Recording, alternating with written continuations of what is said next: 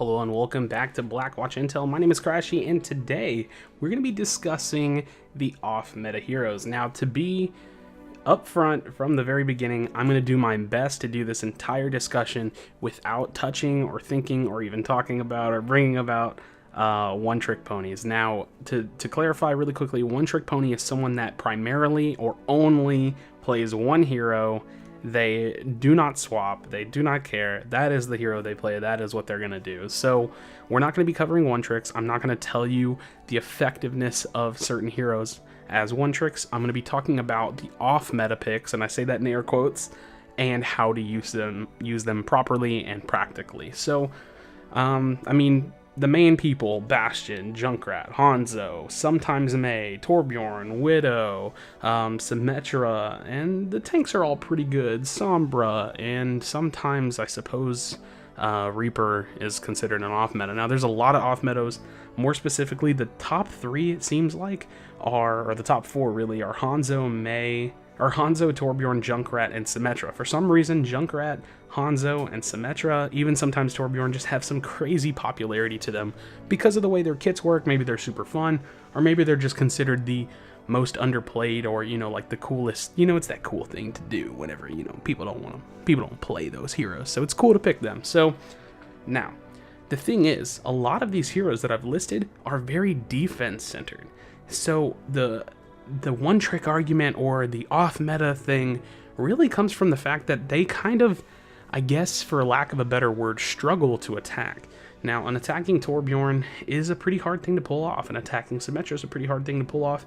And I will say that Junkrat and Hanzo and some of these other picks like Mei, like Reaper, like Bastion, they're actually not that hard to pull off on attack. But a few of those in there, they're pretty complicated to try to pull off. So in terms of using the hero practically, I don't think you attack with them. And again, this is an off-meta discussion.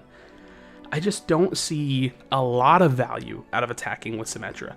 And I'm not saying that she doesn't bring value, because every hero in their own way will bring a lot of value, and there are ways to play with an off-meta hero in those situations, but I want to stay practical. So you're going to see a lot of these heroes get the majority of their value on first point defense for assault escort maps. And honestly, sometimes they're not even that bad at capture point maps. I don't think setting up a turret with Torbjorn on the side of the capture point map is the best strategy, but it's definitely something you can do, and it's definitely something you can play around if you have an Orisa, if you have a Rhine, if you're really kind of making a stationary, hunkered down type of strategy. So think about that whenever you have these potential one-trick ponies or these types of heroes in your games. And the same goes for Bastion as well. Now, Junkrat and Hanzo, I want to say specifically, have the most value and usage potential out of any of the quote-unquote off metas. And I guess Reaper's in there as well. The problem with Reaper is just his lack of speed, his lack of mobility, other than his teleport that telegraphs exactly where he is. But Junkrat and Hanzo don't really have that problem. They have a lot of mobility.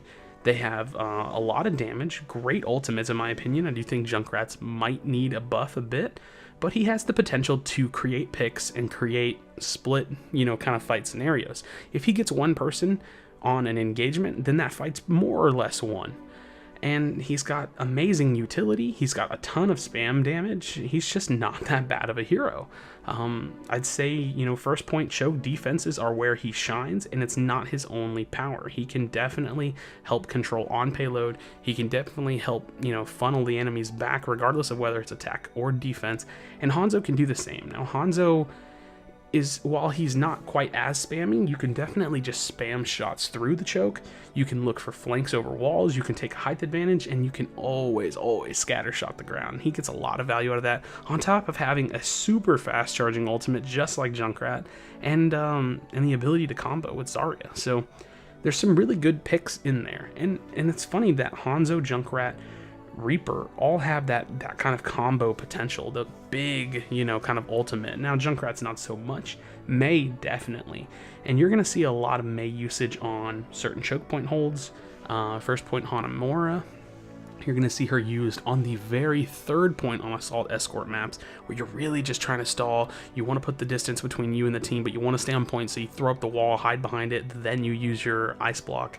So lots of stall potential, very tanky in her own way, and an amazing stall ultimate. Her problem is that she has a hard time getting there. And so I know you've all experienced that, where you're trying to make it to the third point to stall with Mei, and you just can't quite get to it, and you have to start popping cooldowns. It feels bad, man.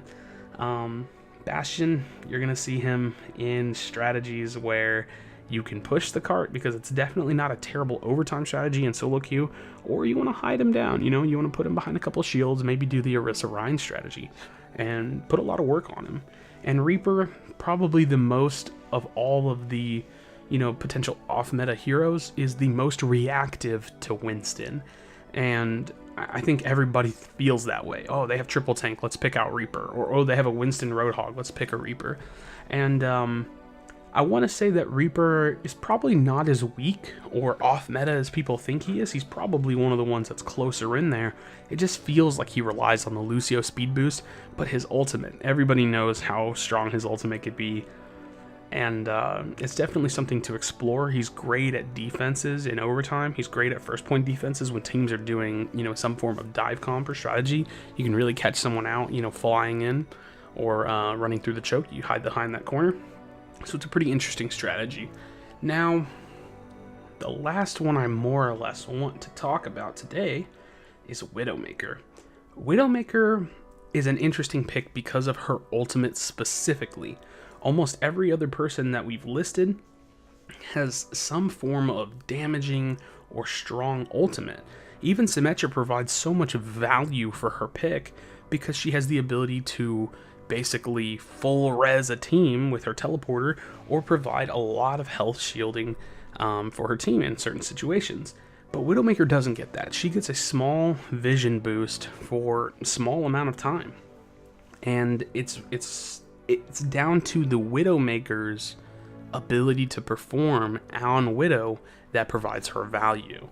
So getting value out of a Widowmaker pick comes from having a strong Widowmaker player. She's got to get headshots, she has to communicate who she's looking at, she has to find those picks on healers, on squishy targets, and that one's a pretty skillful hero to play in terms of off meta. Sombra as well, she has a bit of a niche thing going on with her and her ultimate, because she has the ability to EMP and basically silence all enemies in her AoE radius, but that can only be capitalized and can be cashed in with her value on team coordination. You're going to want to jump in when that happens. So heroes like Sombra, like Widowmaker, you have to find their value in a very different way than someone as simple as Bastion, Hanzo, Junkrat, Torbjorn, Mei, who all have very strong damage dealing ultimates, and even Symmetra, who brings a lot of value to the team in a certain situation by having her ultimate. So I jumped into it, kind of scrambled. I went about and talked about all the what I think are considered to be the off-meta heroes, and really just a lot of the heroes that don't see that first pick play. Let me know what you think in the comment section below.